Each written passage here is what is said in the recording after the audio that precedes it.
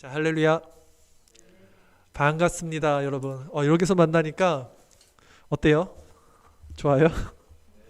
저는 어색합니다. 너무 오랫동안 너무 집에서 예배를 드리다가 오랜만에 이렇게 예배당에서 또 서서 이렇게 예배 드리니까 좀 어색한데요. 너무 감사하고 사실 또 귀하고 이렇게 먼 곳에서도 와주신 분들 계시고 참 은혜로운 시간 또 허락해 주신 하나님께 영광을 돌립니다. 자, 성경에 보면요, 여러분 성경을 보시잖아요. 우리가 예수님께서는요 자신에게 속한 사람들, 그러니까 예수님께 속한 사람들은 세상에서 박해를 받게 된다고 말을 합니다. 그러니까 예수님께 속한 사람들이 세상에서 박해를 받는다. 한번 말씀 구절 한번 찾아볼까요? 제 주일 설교 말씀 구절 있죠? 거기 프린트. 요한복음 15장 18절 19절 두 절 말씀인데요. 우리 한번 같이 읽겠습니다.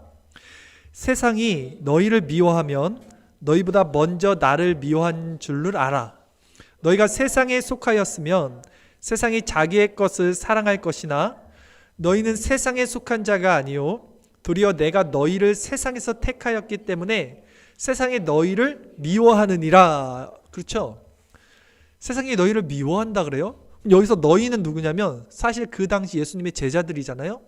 이 제자들에게 하는 말씀이지 우리한테는 말씀하는 게 아니야 라고 생각이 들지 않아요. 저는 1차적으로는 분명 그 예수님이 12 제자들에게 예수님이 하신 말씀이에요. 그 핍박 가운데. 하지만 이 하나님의 말씀은 어떤 시대나 역사적으로 공히 적용돼서 예수님의 제자들인 우리들에게까지도 이 말씀이 적용되는 거 아닙니까? 그러면 상황과 시대적 배경은 바뀌었지만 여전히 이 말씀이 우리에게 적용된다면 예수님 안에 있는 자들, 예수님께 속한 자들은 핍박을 받는 이 원리는 우리들에게도 분명히 있다라고 저는 생각해요. 또 예수님이 이렇게 말씀을 했는데 한번 더 살펴볼까요? 요한복음 16장 33절 말씀인데요. 이것도 한번 같이 읽어보겠습니다. 이것을 너희에게 이르는 것은 너희로 내 안에서 평안을 누리게 하려 함이라. 세상에서는 너희가 환난을 당하나 담대하라. 내가 세상을 이기었노라. 여기서도 분명히 예수님께서 너희는 세상에서 환난을 당할 거야 라고 말씀하세요. 근데 왜 환난을 당할 거야? 이 말씀을 왜 하셨냐면 너네들 그래 고생 좀 해라 이게 아니라 담대하라. 괜찮아. 내가 세상을 이겼으니까 괜찮아. 환난 당할 텐데 괜찮아. 너네도 이길 거야. 내가 내 보혜사 성령을 보내줘서 너희들 이 모든 것을 깨달아 알게 할 거야. 걱정하지 마라. 위로의 차원으로 지금 말씀하신 거예요. 자, 그럼 제가 한번 질문을 해볼게요. 이제 오늘날 예수님을 믿는 자들에게 어떤 환난이 있을까? 분명히 예수님의 제자들에게는, 예수님께 속한 자들에게는 환난이 있을 거라고 예수님이 말씀하셨는데, 세상이 너희를 미워할 거라 그랬는데 예수님 믿는 자들에게는 오늘날은 어떤 환난이 있을까? 여러분들은, 예수님 믿는 여러분들은 어떤 고난이 있습니까? 삶 가운데. 이 말씀에서 우리가 한 가지 다시 한번 살펴볼 게 있어요. 사실은 우리가 요한복음 15장 18절 19절 말씀을 읽었는데요. 여기서 어떻게 말씀하시냐, 예수님이 너희가 세상에 속하였으면 세상이 자기 것을 사랑한다는 말씀을 하세요. 한번 다시 읽어볼까요? 요한복음 15장 18절 19절 우리 한번 다시 읽어보겠습니다. 세상이 너희를 미워하면 너희보다 먼저 나를 미워한 줄 알아. 너희가 세상에 속하였으면 세상이 자기 것을 사랑할 것이나 너희는 세상에 속한 자가 아니요 도리어 내가 너희를 세상에서 택하였기 때문에 세상이 너희를 미워한다고 말씀하시죠. 우리가 세상에 속하였으면 세상이 너희를 사랑한대요. 그러니까 박해받을 게 없는 거예요. 세상이 사랑하니까. 그런데 오히려 예수님 세상에서 너희를 건져내서 택했기 때문에 세상이 너희를 박해하고 미워할까라는 말씀이잖아요. 그러니까 세상에 속했다는 게 뭐예요? 그러면 세상에 속한 자라는 것은 세상의 정체성 안에 있는 거잖아요. 세상에 속한 거니까 세상의 정체성. 그럼 세상의 정체성은 무엇일까요, 여러분? 세상의 정체성. 여러분, 이 세상에 살아가는 사람들의 정체성은 뭘까요? 이 세상의 정체성은요, 인간이 중심이 된 사상이에요. 인간. 내가 중심. 다 내가 중심. 그 인본주의라고 하죠. 그리고 다른 말로는 내가 중심이 돼서 이 내가 추구하는 힘으로 살아가는 이 힘의 원리. 그 세상을 이렇게 보세요, 한번. 우리가 동화책 보고 옛날에는 정말 착한 사람들만 세상에 있고 높은 사람들은 대통령은 훌륭한 사람이고 대통령 욕하는 건 아닙니다. 어쨌든 그렇게 생각했는데 어렸을 때는 그렇게 생각했어요. 선생님들은 다 훌륭하시고. 근데 우리가 커서 세상을 바라보니까 전혀 그렇지 않다는 걸 깨닫게 됐어요. 예. 이 세상은 약육강식의 세상이구나. 약한 사람들은 무조건 높은 사람들, 힘이 있는 애들에게는 잡아먹히는 게 이 세상의 구조네. 약육강식이네. 여기는 이건 적자생존이라고도 하잖아요. 이 원리로 세상이 돌아간다는 걸 우리가 이제 이 나이쯤 되면 누구나 다 알죠. 예, 인간이 얼마나 악한지, 그 선함을 가장한 그 안에 자신의 힘을 추구하는 거. 이게 세상의 원리라고요. 적자생존 약육강식, 자기 중심의 인본주의적 삶을 살아가는 것이 세상 사람들의 정체성이에요. 그러니까 너희가 여기 속했으면 박해를 안 받는 거예요. 세상이 너희를 사랑하니까. 근데 오히려 너희는 여기 속한 사람들이 아니야. 이 정체성으로 살아가는 자들이 아니야. 내가 너희를 택했다 그랬어요. 어디서 택했냐면 세상에서 택한 거예요. 원래는 세상에 다 있는 자들이에요. 여기서 태어났으니까. 근데 하나님이 너희를 택해서 이제 정체성이 바뀌었네. 이 사람들이 세상에 힘을 추구하지 않네. 그럼 어떻게 살아가는 거지? 세상에 힘을 추구하지 않고 어떻게 세상에서 살아가요? 그러니까 박해를 받는 거예요. 그게 박해예요. 다른 게 박해가 아니라 우리에게 주는 박해는 우리가 마음대로 세상의 원리대로 남을 속여먹고 힘으로 누르고 내가 하고 싶은 거 쾌라 내 마음대로 다 하면 그게 세상을 추구하는 거잖아요. 근데 우리는 그걸 안 해. 못해. 이제 왜? 다른 정체성을 갖게 됐어. 하나님이 우리를 택해서 건져내 주셨어요. 그럼 얼마나 이 안에서 힘든 게 있어요. 왜? 우리도 이 세상에 속한 육적인 사람이잖아요. 겉사람이 있어요. 우리도 아직 속사람과 겉사람이 있어요. 그러니까 너무나 힘든 거야. 이게 박해예요. 지금 오늘날 우리에게 오는 박해인 거예요. 그러면 거꾸로 얘기하면 교회 안에 있고 예수님을 믿는데 내가 정말 이 마음이 없어.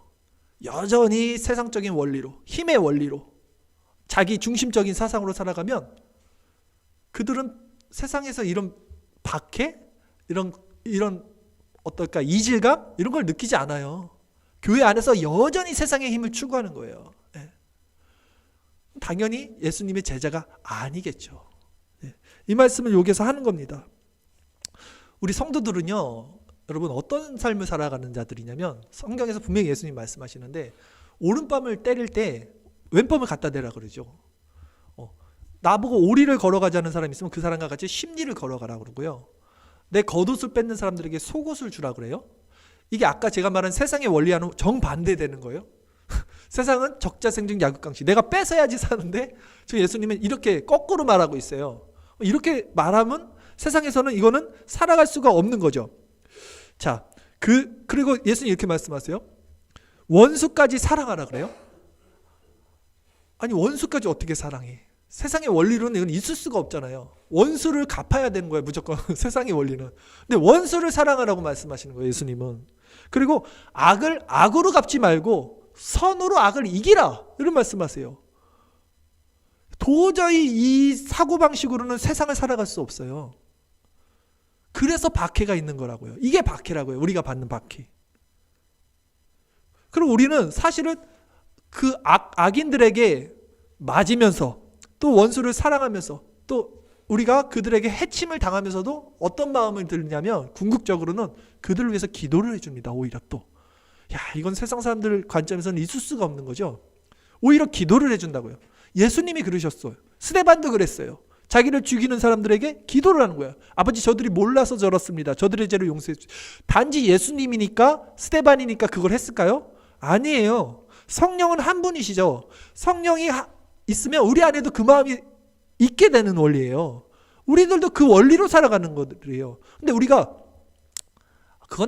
난 저렇게는 못해. 그거는 아니야. 이렇게 생각한다면 아직 여러분들이 그리스도의 제자가 아닌 거예요.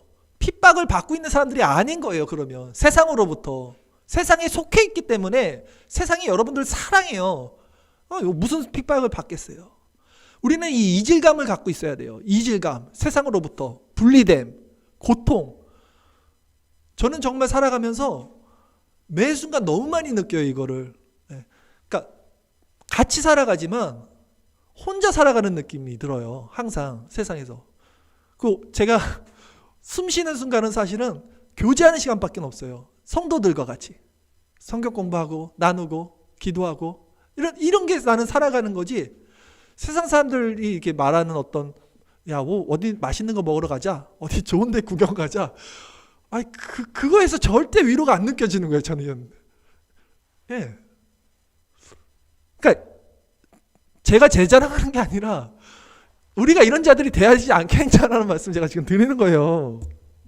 그래서 오늘은 서두가 길었는데, 자, 그럼 우리는 어떻게 이런 마음으로 살아갈 수 있을까? 과연 이게 신앙의 본질인 건 알겠는데, 그럼 이 원리로 우리는 어떻게 변화될 수 있는가에 대해서 그리스도 안에서 항상 이기는 자들, 그리스도 안에서 항상 이기는 자들이라는 제목으로 오늘 이 은혜에 대해서 함께 말씀을 전하도록 하겠습니다. 자, 본문 한번 보도록 하겠습니다.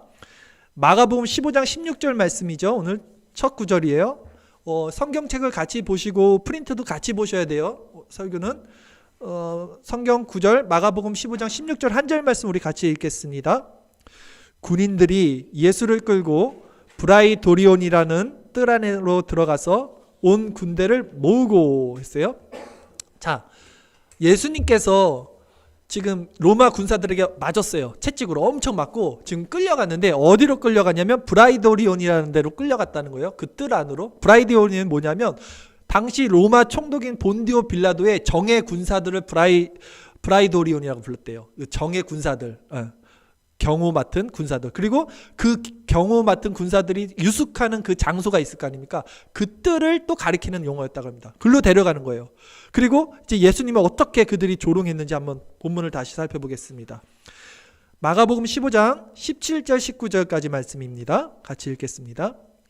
예수에게 자색옷을 입히고 가시관을 엮어 씌우고 격려하여 이르되 유대인의 왕이여 평안할지어다 하고 갈대로 그의 머리를 치며 침을 뱉으며 꿇어 절하니라. 자, 예수님께 자색옷을 입혔어요. 그 자주색 옷은 당시 그 제일 비싼 그 염료랍니다. 그것이 그 색을 만들기가 제일 어려웠대요. 그래서 자주장사 루디아도 그래서 부자인 거예요. 그 아무나 못 만드는 옷이에요. 왕이 입는 옷이잖아요. 자주색. 그러니까 지금 왕처럼 꾸민 거예요. 갈대 그 머리에다 이렇게 가시면류관 씌우고. 왜냐하면 지금 이들이 볼 때는 이 예수님이 반역자예요. 어떤 반역자냐면 가이사라, 당시 로마 황제를 대역한 반역자인 거예요. 스스로가 왕이라고 했으니까 왕을 대적한 거잖아요. 그래서 희롱하고 있는 거예요. 네가 진짜 왕이냐 해서 왕처럼 입혀놓고 막 때리고 침뱉고 하고 있는 거예요. 지금 조롱하고 있는 거예요. 자, 본문에 나오는 이 로마 군사들의 모습을 통해서 우리는 뭘 볼 수 있냐면 인간의 무지, 하나님을 알아보지 못하는 무지, 또 이 폭력성에 한계가 없다는 거. 왜냐하면 그 전에도 지금 정말 죽을 정도로 맞았거든요. 예수님이 그 채찍에 엄청 아픈 거 아시잖아요. 그 몸이 다 찢어지는 채찍이잖아요. 로마 채찍은. 근데 지금 또 희롱을 해요. 그리고 여기서 끝나지 않고 또 이제 십자가로 가는 거예요. 그러니까 이 악의는 멈추질 않아요. 인간의 악의가. 이 폭력성이 너무 끔찍한 걸 볼 수 있어요. 근데 문제는 뭐냐면 이들이 지금 모른다는 거죠. 내가 악의를 저지르는지, 내가 지금 악을 저지르는지를 모르고 있어요. 왜냐하면 이들 스스로에게는 정의가 있어요. 황제, 로마 황제를 대역한 사람이니까 저 사람은 나쁜 사람이야. 악이야. 로마 황제가 선이니까. 이걸 갖고 있는 거예요. 그래서 이런 인간의 무지함과 폭력성이 정당화가 되는 거예요, 지금. 정당화가 될 때 무서운 것은 이것은 브레이크 없는 기관차가 돼요. 그래서 폭주해요. 멈추지 않는 원동력을 갖게 돼요. 그러니까 내가 악을 행하는데 그 악이 얼마나 무서운 건지도 이제는 잊어버리고 그거의 정당성, 당위성이 생겨요. 이건 괜찮은 악이야. 왜냐하면 난 선을 위해서 이걸 하는 거야 하는 이 폭력성이 합리화가 되는 거예요. 자기 안에서. 이런 인간의 무지함, 또 이런 폭력성이 얼마나 무서운 결과들을 우리 역사 안에서 야기시켰는지 지금까지. 교회 안에서도 이 힘의 원리가 그대로 적용됐던 것을 제가 한 2가지 사례를 들어서 살펴볼게요. 그러니까 세상의 원리인데 이것이 교회 안에서도 똑같이 이 세상적인 힘의 원리를 가지고 어떻게 역사를 역사 안에서 하나님의 영광을 가렸는지를 제가 한번 살펴볼게요. 서기 1000년 정도예요. 1096년 정도예요. 정확히는. 그때는 이제 중세죠. 중세니까 카톨릭이 이제 교회잖아요. 근데 교황이 선포를 합니다. 당시는 어떤 상황이냐면 이슬람 교도들이랑 예수님 믿는 기독교들이랑 이렇게 전쟁 중에 있었어요. 전쟁. 그래서 예루살렘에 성지가 있어요. 근데 이스라엘의 성지도 예루살렘에 있어요. 그러니까 이걸 두고 서로 싸우는 거야. 예루살렘을 탈취하기 위해서. 그래서 이겨야 되니까 교황이 어떻게 얘기했냐면, 야, 전쟁에 다 참여해. 이게 십자군 전쟁이에요. 십자군 전쟁에. 전쟁에 다 참여하면 너네들이 그동안 지었던 모든 죄들은 다 용서해 줄게. 교황이 막 수인권이 있고 자기가 이제 그 죄를 용서해 주는 권한이 있으니까, 천국 열쇠 갖고 있었으니까 막 이런 헛소리를 한 거예요. 그래서 사람들이 엄청 몰려들었겠죠. 죄 용서받는다니까. 그래서 전쟁에서 3년 만에 이깁니다. 예루살렘을 탈취했어요. 근데 여기서 끝나는 게 아니라 이 예루살렘이 유럽이랑 멀어요, 거리가. 그러니까 한 번 전쟁에서 이기고 돌아왔더니 이 지역에 사는 그 이슬람 교도들이 또 탈취를 해버리는 거예요. 그러니까 계속해서 전쟁이 반복돼요. 그래서 이 전쟁이 200년이 가, 200년. 그래서 간헐적으로 200년 내내 한 건 아닌데 간헐적으로 8차례나 이 전쟁이 일어나요. 십자군 전쟁이. 근데 나중에는 어떻게 되냐면 이 전쟁이요. 처음에는 명분이 뭐였어요? 예루살렘 성지를 우리가 되찾자.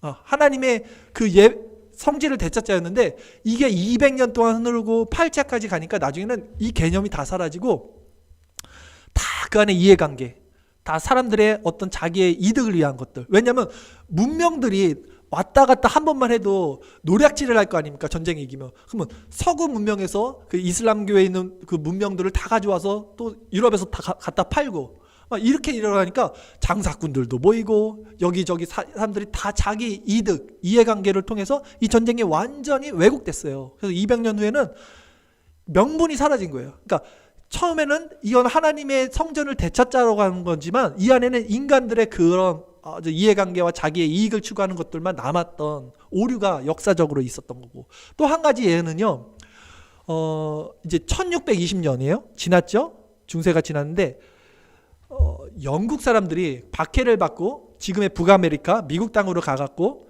이제 신대륙을 발견한 거 아시죠? 콜럼버스는 그 전 세대지만 어쨌든 해서 그래서 청교도들이 나라를 세우잖아요. 기독교 국가를 세우는 거잖아요, 미국을. 근데 어떤 일이 있었냐면 이들이 처음 메이플라워를 타고 그 북아메리카 매사추세츠 그 지역에 도착했을 때 초겨울이었단 말이에요. 먹을 게 떨어진 거예요. 근데 거기 누가 살고 있었냐면 인디언들이 살고 있었어요. 토착민들. 근데 이 사람들이 먹여 살렸어요, 겨울 동안. 옥수수 줘갖고. 그리고 다음에 봄이 됐을 때는 이걸 재배하는 걸 가르쳐 줬어요.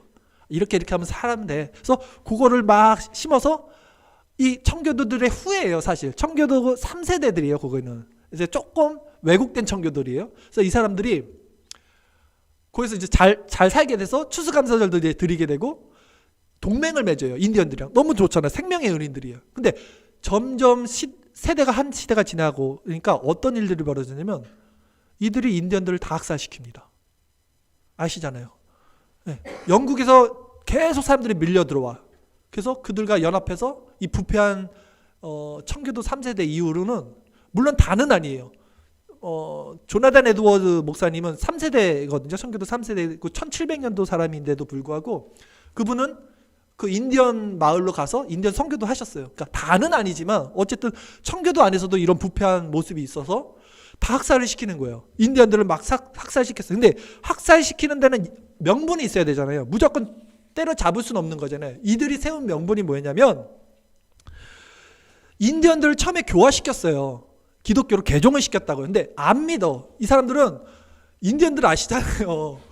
샤머니즘에 완전히 그냥 쩌들어 있는 자들이잖아요. 도저히 이게 안 들어가는 거예요, 신앙이. 그러니까 얘네들은 이교도다. 딱 찍어버린 거예요. 이거는 악의 축이야, 세력이야. 그리고 하나님 말씀을 거기에 어떻게 대입시키냐면 창세기 말씀에 뭐가 있습니까? 생육하고 번성하라. 땅을 정복하라. 이 말씀을 거기다 딱 들이대고 명분을 세워버리는 거야. 봐, 이 이교도들, 이 악의 축들, 하나님은 분명히 땅을 정복하라 그랬어. 생육하고 번성하라 그랬어. 이 땅은 아메리카는 우리에게 주신 하나님의 축복의 땅이야. 저 이교도들은 다 쓸어 버려야 돼. 이 명분이 생기니까 그 신앙이 좋다는 청교도들의 후예들이 그 인디언들을 무참하게 학살하면서도 죄의식을 갖지 않는 거예요. 죄의식을 갖지 않는 거예요. 그래서 우리는 이런 기독교 역사를 보면서도 이게 지금 세상의 원리잖아요. 근데 기독교 안에서도 이게 그대로 지금 답습이 되는 거예요. 정의라는 이름으로 정당성을 세워지게 되면 그것으로 얼마나 무서운 일들이 벌어지는지를 알 수 있어요. 또한 저는요, 하나님 편에 서 있는 선, 그리고 상대편을 악이라고 규정하는 순간 그들을 죽여도 되는 이 당위성이 생기는 것, 이것이 또 교회 안뿐만 아니라 교회 밖에서는 당연히 일어나고 있는 지금까지의 모든 인간의 역사고, 이게 세상에 속한 힘의 원리라는 거예요. 제 말은. 이게 세상의 정치성이라는 거예요. 이해 가세요? 그러니까 우리는 여기에서 이 정체성으로 살아가는 사람들이 아니기 때문에 박해를 받게 된다고요. 그럼 한번 생각해 봅시다, 여러분. 예수님이 어떤 방식으로 진리를 선포하시고 정의를 구현하셨는가? 지금 청교도들도 살펴봤고 중세 로마 카톨릭도 살펴봤는데 다 명분은 하나님의 영광이었는데 그들이 그 안에서 인간의 힘을 구축하고 있었어요. 그러면 예수님은 정말로 어떤 방식으로 선을 구축하고 정의를 실현했는가, 진리를 추구했는가 했을 때 본문에 예수님께서 로마 병사들에 대해 맞았어요. 얻어맞고 조롱을 당했어요. 있을 수가 없는 일입니다. 여러분 생각해 보세요. 하나님이셔요. 하나님이 피조물인 인간에게 모욕을 당한다는 것은 상상을 할 수가 없는 일이에요. 근데 그것을 참으셔요. 세상 원리로 복수를 안 하잖아요. 대갚아주지 않아요. 또 예수님 이렇게 말씀하셨어요. 오히려 베드로에게, 베드로가 예수님 잡으러 온 그 로마 병사들 말고가 귀를 잘라버려요. 베드로가 칼로. 그러니까 예수님이 칼을 다시 집에 넣어라. 칼로 일으키는 자는 칼로 망한다. 내 나라는 여기 속한 것이 아니야. 멈추게 한다고요. 같은 방식으로 세상의 힘의 원리를 예수님은 절대 추구하지 않으셨다는 거예요.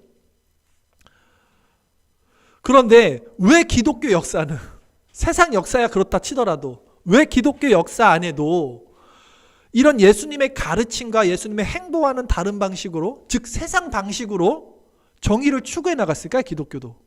여러분, 우리가 지금 살펴봤던 로마 가톨릭이나 청교도 3세대들은 왜 인던들을 왜 학살했을까 도대체? 왜 그랬을까? 왜 그들은 정의를 세운다는 명분으로 다른 이들을 총칼로 잔인하게 학살했을까요? 예수님은 분명히 그 방식을 하지 말라 그랬는데, 그것은 왜냐하면 그들이 기독교라는 틀 안에 있어요. 기독교라는 틀을 갖고 있어요. 종교성을 갖고 있어요. 그러나 그들의 내면, 이 세계관, 마음의 원리, 내적 변화가 일어나지 않은 거예요. 그랬기 때문에 즉 여전히 그들은 적자생존, 약육강식, 이 세상적 세계관을 가진 상태에서 하나님의 이름을 이제는 오히려 악용한 거예요. 이용해서 자신들이 추구하는 명분을 만들어서 하나님의 이름으로 자신들의 이익을 추구했던 거예요. 사실 그거 다. 이렇듯 인간은 하나님을 섬긴다고 하면서도 실상은 하나님을 이용합니다. 그 자신의 이익을 추구해요. 하나님께 영광 돌리고 하나님을 찬양하고 예배드리면서도 그 속내에는 다 자기가 중심이고 자기가 하나님께 뭐 하나 받아먹을 거 없나 이거 생각하는 게 인간이라고요. 얼마든지 하나님을 모욕할 수 있는 것이 교회 안에 우리들의 모습이라는 말씀을 드리는 거예요. 오늘날도 기독교 세계관으로 거듭나지 않은 이 교인들이요, 여전히 같은 방식으로 움직이는 거예요. 세상의 정체성으로, 힘의 원리로, 세상과 똑같은 기준으로 교회 안에서 정의를 외치죠. 당연히 선과 악을 분별하죠. 그들이 옳은 말을 하죠. 그러나 그 안의 내면을 보면 다 자기 자신의 유익을 구하고 있는 거예요. 그러면 그런 자들이 예수님이 말씀하신 지금 세상으로부터 오는 환난을 받은 자들이 될 수 있겠는가 했을 때 아니죠. 그들은 이 환난이 뭔지를 몰라요. 환난 받으라고 하면 교회를 다 떠날걸요. 오히려 그때는. 그러니까 그들은 예수님의 제자가 아닌 거예요. 교회 안에 있으면서도 예수님의 제자가 아닐 수 있게 되는 거예요. 세상으로부터 환난을 받은 자들은 오히려 세상의 힘의 원리, 이 적자생존 약육강식의 시스템을 따라가지 않는 자들이 환난을 받는 거예요. 여러분, 진짜 예수님 안에 있는 자들은 이 환난을 받는다고요. 진짜 무리를 뭐 끌고 가서 감옥에 가둔다는 게 아니라 정체성 자체가 세상과는 이질감, 기름과 물이 섞이지 않는 것처럼 우리는, 그래서 성도의 정체성을 나그네요, 거류민이요, 이방인이라 그러잖아요, 우리가. 그래서 우리의 시민권은 저 하늘에 있다라 그러잖아요. 그게 이질감이, 그게 박해라고요. 세상으로부터 오는. 그럼 이제 중요한 말씀을 드리겠습니다. 이제부터 본론적으로 여러분. 우리가 이 세상의 힘의 원리를 따라가지 않기 위해서는 먼저 우리 안에 내면의 정체성이 바뀌어야 된다고 말씀을 드리는 건데, 이것이 바뀌지 않으면 우리도 속아요. 그냥 정이라는 이름, 하나님의 말씀이라는 그걸 가지고 기독교 역사 안에서 일어났던 동일한 일들을 우리 삶에서 반복하는 것을 답습하고 있는 게 인간이 될 수밖에 없어요. 이 내면의 변화가 일어나지 않으면. 그래서 청교도 신학자 존 오웬이요, 어떤 말을 했냐면, 인간은 생각에 골을 파는 존재라 그랬어요. 생각에 골을 판다. 이게 뭐냐면, 농사 지으신 분들 골 판다 그러잖아요. 이렇게 골을 파면 거기에 물이 이렇게 들어갑니다. 그러니까 인간은 생각에 골을 파요. 골을 파면 어떤 생각을 할 때 그 생각이 그쪽으로 계속 스며들어서 그 생각만 드는 거예요. 그러니까 존 오웬이 그 얘기를 한 거예요. 무언가 생각하면 그 생각에 계속 빠져들어. 그러니까 생각이 너무 중요한 거예요, 지금. 생각이. 근데 성경은 이렇게 말해요. 육신의 생각이 있고 영의 생각이 있어. 생각엔 두 가지가 있다 그래요. 근데 육신의 생각은 뭐라 그러냐면, 육신의 생각이 세상적인 생각이에요. 세상 사람들의 원리. 그 육신의 생각은 사망이라 그래요. 근데 영의 생각이 있어요. 이 영의 생각은 뭡니까? 예수 그리스도에게 속한 자들의 생각이겠죠. 이 영의 생각은 생명이요 평안이라 그러죠. 그러니까 우리 생각이 너무 중요한 거예요. 우리가 두 가지 생각 중에 나는 지금 육의 생각에 속한 사람인가, 영의 생각을 하는 사람들인가, 이 감지가 있어야 돼요. 그냥 막 생각하고 살아가는 게 아니라 성경에서 말하는 이 두 가지 생각 중에 나는 어떤 생각으로 내 정체성을 삼은 사람인가, 이걸 마음에 품고 있어야 된다고요. 예수님을 보십시오. 또 스데반 집사를 보세요. 이들이 어떻게 했냐면 진리를 전합니다. 진리에서는 타협하지 않아요. 절대. 세상에서 마저 죽더라도 진리를 올곧게 전했어요. 두 분 다. 그러나 이들은 그것을 인해서 자신들이 해침을 받을 때 절대 무력으로, 악으로 악을 갚지 않아요. 오히려 그들에서 기도를 했잖아요. 그렇죠? 그러니까 우리는 선한 것을 추구하기 위해서 어떻게 해야 되냐면, 악한 것을 대적하거나 악한 것을 연구하거나 악한 것을 파헤치거나 이렇게 악한 것에 주목하는 게 아니라, 이건 생각의 골이에요. 그 골을 파면 거기에 물이 흐를 수밖에 없다고요. 그 방식이 아니에요. 그 방식이 아니라 오히려 악한 것을 멀리하는 거예요. 나쁜 생각이 들면 이 생각을 빨리 접어버려야 돼. 부정적인 생각은 빨리 몰아내야 돼, 내 머릿속에서. 악한 것을 멀리, 악은 어떤 모양이라도 멀리해야 되는 거예요. 그리고 선한 것을 더 묵상해야 돼. 아름다운 거, 하나님의 속성을 더 닮아가는 거, 이 방향으로 가는 거예요. 이 방향으로.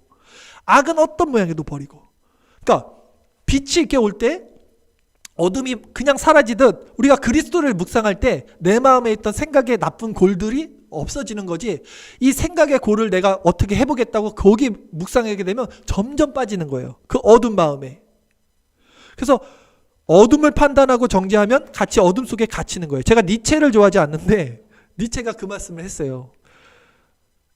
괴물과 싸우는 사람은 그 싸움 속에서 스스로 괴물이 되지 않도록 조심해야 한다. 당신이 그 심연을 오랫동안 들여다본다면, 심연, 그 깊은 것을, 그 심연 동안 당신을 들여다보게 될 것이다. 무슨 말씀인지 아시죠? 악한 것은 모양이라도 버리세요, 여러분. 거기 묵상하는 게 아니에요. 그 원리가 아닙니다, 우리는. 예수님은 그런 식으로 진리를 구축하지 않았어요. 그렇게 중요한 것은 먼저 내 생각이 어떤 원리로, 두 가지 생각 중에, 내가 영의 생각과 육신의 생각 중에 어떤 원리를 따라가고 있는가, 이걸 살펴야 돼요. 이 내면을 살펴야 돼요. 내면을. 내 생각의 동기, 내 생각을 살펴야 돼요. 이 생각이 어디서 시작됐지? 그러니까 이 생각이, 인간은 생각을 하잖아요. 생각은 말로 나오고 행동으로 이루어지죠. 근데 이 생각이 들 때 사람들은 그냥 생각하는 대로 생각을 해요. 자연인들은. 근데 이 생각의 동기가 있어요. 제가 몇 차례 말씀드렸잖아요. 생각이 일어나는 원리가 있어요. 그것까지 생각을 해야 돼. 그걸 생각하고 연구했던 사람들이 청교도라 그랬잖아요. 이 생각이 왜 들어오지? 어디서 들어왔지?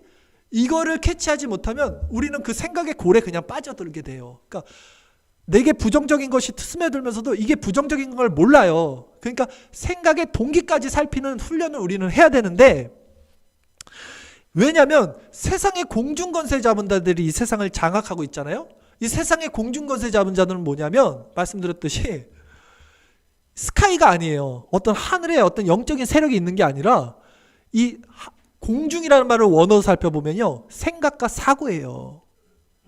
그러니까 사단은 우리의 생각과 사고, 이 안에서 우리를 조종한다고요. 그렇기 때문에 이 생각의 동기, 이 내 마음의 사고의 동기를 살피는 게 너무 중요한 거예요. 그래서 그러기에 성도는 성경을 통해서, 그럼 우리가 어떻게 생각을 살핍니까? 이 생각의 동기를 내가 어떻게 살핍니까? 내 기준에서 살필 수가 없죠. 내 기준은 이미 생각의 골에 파묻혀 있는데, 에고인데, 겉사람인데, 그런 방식이 아니라 성경이라는 게 있는 거예요. 성경의 기준이. 예. 성경의 기준을 놓고 성경의 기준에서 내 자신을 바라볼 때, 아, 이 내 생각이 지금 이렇게 흘러가고 있구나가 보이는 거지, 내가 내 눈으로 1인칭 시점에서 내가 이렇게 세상을 바라보면 내 자신을 바라볼 수 없어요. 생각의 사고, 생각의 원리, 생각의 동기를 인간은 스스로 파악할 수 없어요. 성경이라는 기준이 있어야 돼요. 성경을 바라봐야 돼요. 성경의 묵상, 하나님 말씀의 기준. 그래서 캐논, 잣대라 그러는 거예요. 성경을, 정경. 그 잣대로 봐야지 내 자신이 객관적으로 보이는 거예요. 아, 내가 이런 생각을 하고 있었네. 내 생각이 지금 이렇게 기울어져 있었네를 성경을 통해서 우리가 알게 되는 거예요. 그래서 성도는 성경을 통해서 하나님의 관점으로 우리 생각과 사고를 이제 변화시키는 훈련을 받아요. 그래서 성경을 뭐라 그래요? 은혜의 수단이라 그래요. 다른 게 은혜의 수단이 아니에요. 그러니까 우리가 은혜 받을 수 있는 수단, 방법은 오직 말씀이에요. 말씀을 통해서만 우리의 생각과 사고가 교정된다는 거예요. 지금 제가 그 말씀을 드리는 거예요. 여러분들이 성경을 안 보고 성경 공부를 안 하고 말씀을 듣지 않고 성경을 묵상하지 않으면 여러분 사고와 생각은 절대 교정될 수 없어요. 절대 그 늪에서 빠져나올 수 없어요. 생각의 골에서. 말씀의 빛의 조명을 받아야 된다고요. 그런데 문제는 뭡니까? 우리 생각은 또 그렇게 쉽게 다스려지지 않아요. 아까 말씀드린 대로 존 오웬이 말한 그 생각의 골을 낸다는 것처럼 우리는 고민과 걱정, 염려가 있으면요, 반복적으로 그거에 빠져듭니다. 그렇죠? 이것이 왜냐면 이미 고장난 마음을 갖고 있는 우리 본성 때문에 그래요. 마음이 고장나서 그냥 마음이 흘러가는 대로 흘러가는 거예요. 이미. 그런데 기준은 뭐라 그랬어요, 제가? 성경이죠. 성경이 뭐라고 했는지를 봐야 되죠. 여러분, 성경을 봅시다. 로마서 8장 5절에서 9절 말씀. 성경이 어떻게 말씀하는지 한번 같이 읽어보겠습니다. 육신을 따르는 자는 육신의 일을, 영을 따르는 자는 영의 일을 생각하나니 육신의 생각은 사망이요 영의 생각은 생명과 평안이니라. 육신의 생각은 하나님과 원수가 되나니 이는 하나님의 법에 굴복하지 아니할 뿐 아니라 할 수도 없음이라. 육신에 있는 자들은 하나님을 기쁘시게 할 수 없느니라. 만일 너희 속에 하나님의 영이 거하시면 너희가 육신에 있지 아니하고 영에 있나니 누구든지 그리스도의 영이 없으면 그리스도의 사람이 아니라. 아멘. 성경은 분명하게 말해줘요. 중간지대는 없다는 거예요. 육신의 생각은 사망이고 영의 생각은 생명이야. 중간은 없어 라고 말해요. 그러니까 육신의 생각을 하고 있는 모든 자연인들은 하나님과 원수가 되는 거예요. 교회 안에 있지만 여전히 세상적 원리, 힘의 원리, 자기 중심의 사고로 살아가는 자들도 하나님과 원수가 되는 거예요. 하나님의 진노 앞에 놓여 있는 자들이에요. 그들은 다. 그들은 자신들의 생각의 골로 쉽게 빨려 들어가서 공중권세 잡은 자들에게 마음을 지배받고 있는 상태로 살아가는 거예요. 다 그렇게 살아가요. 다. 하나님이 택해 주시지 않으면, 건져내 주시지 않으면, 그래서 그 진리의 말씀으로 내 자신을 지각을 사용해서 선악을 분별하지 못하면 다 그냥 눈먼 장님, 소경이 소경을 인도하는 것대로 이게 죄인지도 모르고 아무것도 몰라요. 알 수가 없어요, 그들은. 그래서 성령이 오시면 제일 먼저 가르쳐 주는 게 죄예요. 성령이 오셔야지만 죄가 뭔지를 알아요. 나쁜 짓 한 그 죄 말고 진짜 죄가 뭔지, 죄에 대해서, 의에 대해서, 심판에 대해서 알려주는 거예요. 성령이. 그러니까 그러면 이제 우리 성도들은 이런 말씀을 통해서 이제 말씀의 훈련을 해야 돼. 내가 생각을 잘 내가 잡아야겠구나. 부정적인 거나 나쁜 생각이 들면 이걸 빨리 몰아내고 하나님의 말씀을 보고 하나님의 말씀을 주야로 묵상하는 게 복이 있다는 형통한 것처럼 내가 말씀의 그 빛의 조명을 받아야 되는구나. 이걸 이제 깨닫는 거잖아요. 그러면 이제 우리 마음에 어떤 작용이 일어나냐면요. 우리 마음은요. 지성, 감정, 정서잖아요. 지성, 감성, 의지죠. 예, 마음의 3요소인데 악이라는 것이요. 죄라는 것이 머릿속에 따리를 틀어요. 처음에. 이게 뱀이라고 칩시다. 뱀이 따리 틀듯이. 근데 생각이 살짝 들어와요. 신압으로. 근데 그걸 감지하는 사람은 거의 없어요. 그때는. 요 정도쯤은 괜찮겠지 해요. 다들. 그래서 그걸 허용을 합니다. 우리의 마음의 문을 살짝 열어요. 예. 근데 여기서 성도들은 말씀을 많이 말씀의 기준으로 말씀을 마음속에 품는 성도들은 이걸 캐치가 들어가요. 요 정도면 괜찮겠지 해서 요게 위험하구나를 알게 돼요. 이들은. 그래서 그때 바로 이걸 벗어나요. 이 생각을 벗어요. 근데 자연인들은 그걸 캐치를 못하기 때문에 요 정도는 괜찮겠지 해서 냅두는 것들이 어떻게 되냐면 뱀이 나중에는 따리를 틀듯 내 머리에서 내 마음에서 따리를 틀어요. 존 오웬이 한 얘기예요. 근데 일단 뱀이 따리를 틀면 그때는 제거할 수 없어요. 그때는 제어가 안 돼. 마음이. 내 마음이 제어할 수 없어. 그때는. 따리를 틀기 전에 이걸 치워야 돼요. 우리는. 예. 따리를 틀어버리면 그때는 진짜 어쩔 수가 없는 거예요. 그거는 진짜 하나님의 큰 은혜밖에 없어요. 그러니까 우리 생각에 그만큼 우리가 잘 관찰하는 것이 중요하다. 이 말씀을 드리는 거예요. 자, 우리는 이 뱀이 따리를 틀면 제거하기 어렵다고 그랬잖아요. 그래서 그들은 어떻게 되냐면 이제 자기 마음의 동기를 살피지 못하고 멸망으로 치닫게 되는데 그 멸망으로 치닫게 되는 말씀을 성경은 이렇게 말합니다. 전도서 9장 3절 말씀인데요. 같이 읽어보겠습니다. 같이 읽겠습니다. 모든 사람의 결국은 일반이라. 이것은 해 아래서 행하지는 모든 일 중에 악한 것이니 곧 인생의 마음에는 악이 가득하여 그들의 평생에 미친 마음을 품고 있다가 후에는 죽은 자들에게로 돌아가는 것이라. 아멘. 제가 회사에서 선성설 믿습니까? 선악설 믿습니까? 그러니까 사람들이 한 90% 이상이 다 성선설이래요. 아기는 착하잖아요. 태어났을 때는. 다 이렇게 말해요. 성경은 뭐라 그래요? 인생의 마음에는 악이 가득하다는 거예요. 이 인생은 아기부터 죽을 노인까지 다 인생을 말하는 거예요. 인간 자체는 악의로 가득한 거예요. 근데 악의로 가득할 뿐만 아니라 그들이 평생 미친 마음을 품고 있어요. 미친 마음. 이 마음을 교정하고 회복시켜야 되는데 그걸 모르고 그냥 생각대로, 그냥 감정대로 뱀이 따리를 틀든 공중거스에 잡은 사단이 내 마음을 어떻게 하든 난 그거 몰라요. 나중에 깨닫죠. 아주 그냥 그 아주 그냥 중증이 된 후에는 이제 깨달아요. 근데 돌이킬 수 없어요. 그때는 힘들어. 돌이키기가 너무. 이것이 이 미친 마음이요. 아담과 하와 이후 그 죄로 인해서 생긴 공중권세 잡은 자들에게 장악당한 모든 세상의 모습, 인간의 모습이라는 거예요. 그래서 인간들은 쉼이 없고 평안이 없고 안정이 없어요. 예. 왜? 마음이 쉴 수가 없어. 마음이 안정이 없어. 이들은 맛있는 거 먹고 좋은 데 여행 가는 걸로 어떻게든 한번 해보려고 하는데 너무 한시적이고 너무 만족이 안 돼. 오직 그거는 하나님으로만 채워져야 되는 거예요. 근데 그들은 그 하나님이 누군지를 몰라 또. 하나님이 그들의 눈을 열어주지 않아요. 참 안타까운 겁니다. 근데 이 악한 사고는요. 여기서 머물지 않아요.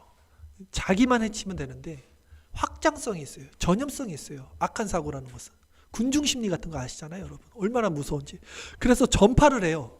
그래서 이들은 결국 악으로 심판받을 때까지 아까 말씀드린 대로 브레이크 없이 그냥 달려가요. 네.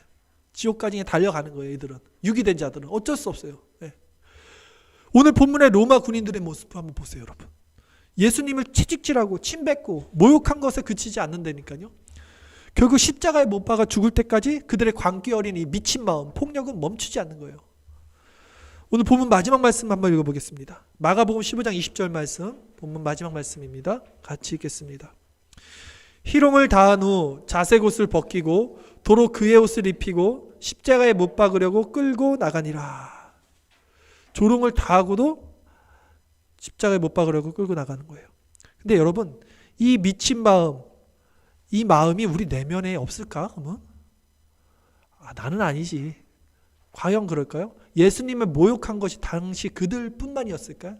상황과 배경과 환경은 바뀌지만 원리는 똑같다니까요. 내 마음에 여전히 힘의 원리, 적자생존, 약육강식의 원리로 세상 내가 중심이 된 인본주의의 관점에서 살아간다면 그것만으로 하나님을 모욕하는 거예요. 그것이 예수님을 다시 십자가에 못 박는 거예요. 교회 안에 있다고, 내가 선민이라고, 선택된 백성이라고, 나는 구원받은 자라고 착각하면서 여전히 내 중심으로 내가 나의 주인이 돼서 살아가는 그것이 지금 이 로마 병사들과 뭐가 달라요? 전 똑같이 느껴지는데, 예수님을 한 번 더 때린 게 더 큰 죄예요? 마음으로 예수님을 모욕하면서도 난 예수님 모욕한 적 없어, 난 하나님 믿고 있어. 뭐가 다르냐고요. 우리는 모르는 거예요. 근데 아직도 이 말이 나한테는 적용이 안 돼.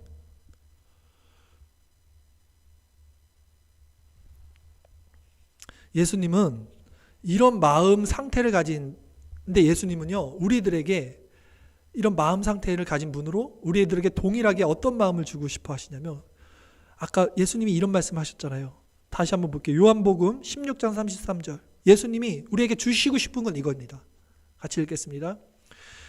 이것을 너희에게 이르는 것은 너희로 내 안에서 평안을 누리게 함이라. 세상에서는 너희가 환난을 당하나 담대하라. 내가 세상을 이기었노라. 아멘. 자. 오직 이 마음, 지금 제가 말씀을 드렸던 이 마음은요, 중생된 자들의 마음이거든요. 자연인들은 알아들을 수 없는 말씀이고, 근데 이 마음을 받을 수 있는 상태는 정체성이 세상적인 사람들과 같지 않은 자들, 즉 하늘의 시민권자들, 중생받은 자들 뿐인데, 이 원리로 그리스도의 얼굴에 비친 하나님의 영광의 빛이라 그래요.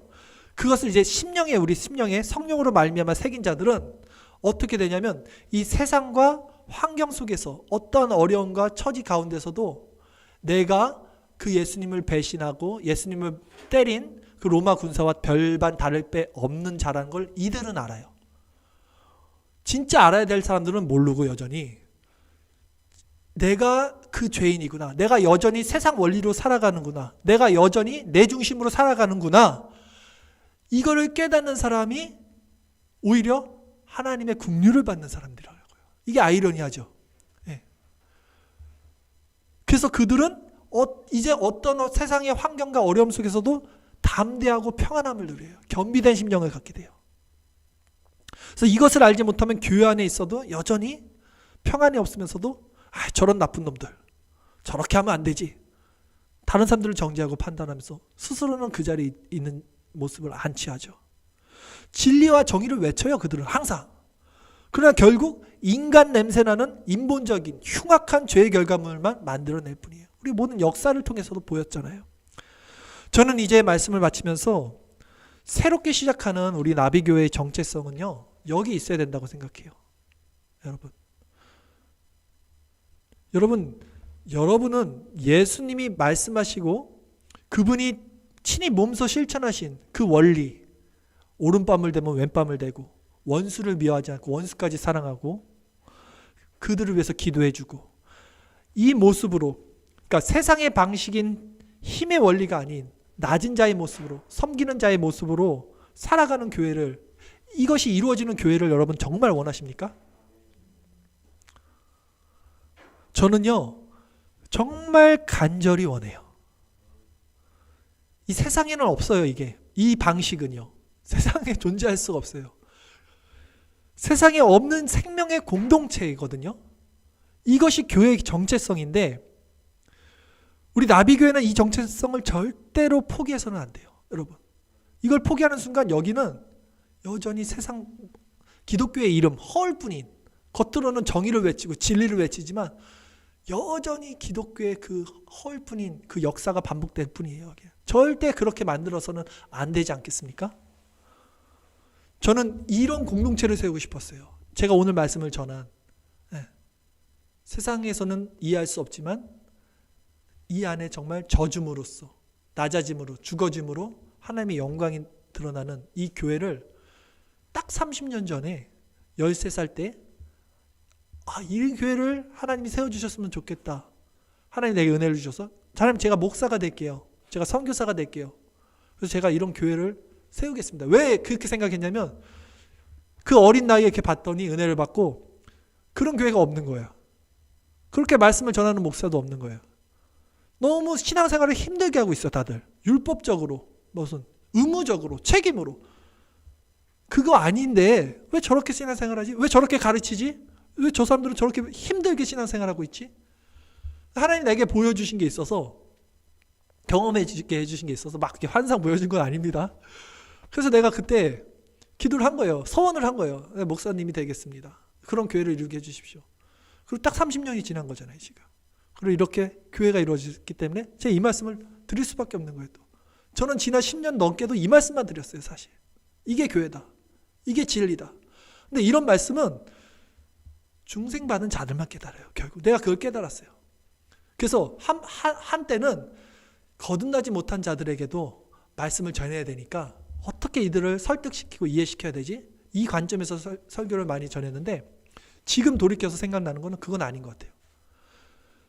중생받은 자들에게만 복음은 전해지는 거예요. 그게 맞아요. 진리를 전하는 게 맞아요. 그래서 그 말씀이 누구에게는 복이 되고 누구에게는 심판이 되는 거예요. 이 자리에서 나눠지는 거예요. 근데 그 말씀이 그러면 중생받지 못한 자들에게 유익하지 않은가? 아니, 유익합니다. 중생받은 자들은 이 말씀을 듣고 더 겸비되지고 더 낮아지고 더 그리스도의 심령으로 변화되기에 유익한 거고, 중생받지 못한 자들은 이 말씀을 가지고 나도 저렇게 살아야 되는데 저런 게 있구나, 이런 걸 깨닫게 해줌으로써 유익한 거예요. 이제 새롭게 시작하는 우리 나비교회 첫 주일 예배 오늘 이제 이렇게 드렸는데요. 제가 여러분들 모두에게 한 가지로 권면할게요. 이제 어떤 말씀이냐면 오늘 말씀의 핵심은 이겁니다. 우리 생각과 사고를, 우리의 동기를 그 안에 빠져 있지 말고 하나님의 말씀에 초점을 둬야지 우리가 마음과 생각을 지킬 수 있다, 이거잖아요 핵심이. 그러기 위해서 여러분에게 권면해 드리는 것은 아침에 매일 말씀 묵상을 해요. 우리가 주중에 월요일부터 금요일까지 청교도 말씀 묵상 다 참여해 주세요 여러분. 그리고 토요일날 오전에 성경 공부를 합니다. 이제 새로 1년 과정이 시작이 돼요. 다음 주부터. 이 두 가지를 꼭 같이 해주시기를 바라요. 왜냐하면 이것은 해도 되고 안 해도 되고 그런 차원이 아니라 여러분들이 정말 우리 교회 회원이고 이 교회와 함께 하기를 원하고 이 교회의 정체성을 세우기, 아까 아멘 다 하셨잖아요. 그런다면 마땅히 해야 될 의무적 신앙 방침이에요. 왜냐하면 그래야 결국 이 세상 공중 권세 잡은 사단의 공격에서 우리가 우리 자신의 생각과 마음을 지킬 수 있고 말씀이 기준이 돼서 그게 은혜의 수단이 된다는 거잖아요. 그거밖에 없어요. 이걸 안 하고 내가 내 마음을 지킨다? 내가 말씀을 안 보고 말씀 묵상을 안 하고 또 예배를 참석하지 않고 성경 공부를 하지 않고 내 마음을 지킬 수 있다고? 절대 그럴 수 없어요 여러분. 그래서 말씀 은혜의 수단이 되는 거예요. 자, 오늘 여러분 이 설교를 통해서 하나만 분명히 기억해 주십시오. 우리는 그리스도 안에서 있는 자들인데 항상 이기는 자들이라고 성경은 말해요. 우리 보고 항상 이기는 자들이에요. 없는 자 같으나 있는 자고, 낮은 자 같으나 높은 자고, 우리를 지는 자 같으나 이기는 자라 그러잖아요 성경이. 세상 사람들이 볼 때는 아유 저런 머저리, 아유 저런 루저들 어떻게 저렇게 살아? 다 손가락질해요. 다 이해를 못해. 내 살아가는 모습들을 보면 사람들도 왜 그렇게 사는지. 우리는 그렇게 보여요 세상 사람들에게. 그러나 우리는 그들까지도 풍족하게 해요. 그들을 위해서 기도해줌으로, 낮아짐으로. 이 원리, 이 진리를 아는 자들이에요 우리는. 그렇기 때문에 우리는 그리스도 안에서 항상 이기는 자들이라고 성경은 말해요. 그러나 우리의 이김은 뭡니까? 세상의 방식이 아니에요. 적자생존 약육강식의 원리가 아닙니다. 그 시스템이 아니에요. 오히려 그리스도의 성품과 그분의 속성을 통해서 우리 안에 갖게 되는 그리스도의 마음인 거예요. 그것을 그리스도의 향기라고 해요. 그래서 우리는 그리스도의 향기를 가진 자들이에요. 우리 마지막으로 고린도후서 2장 14절 17절 읽으면서 모두 그리스도 안에 있는 향기로운 자들이 되기를 바라면서 같이 읽고 예배를 말씀 마치도록 하겠습니다. 같이 읽겠습니다. 항상 우리를 그리스도 안에서 이기게 하시고 우리로 말미암아 각처에서 그리스도를 아는 냄새를 나타내시는 하나님께 감사하노라. 우리는 구원받은 자들에게나 망하는 자들에게나 하나님 앞에서 그리스도의 향기니 이 사람에게는 사망으로부터 사망에 이르는 냄새요 저 사람에게는 생명으로부터 생명에 이르는 냄새라. 누가 이 일을 감당하리요? 우리는 수많은 사람들처럼 하나님의 말씀을 혼잡하게 하지 아니하고 곧 순전함으로 하나님께 받은 것 같이 하나님 앞에서와 그리스도 안에서 말하노라. 기도하겠습니다.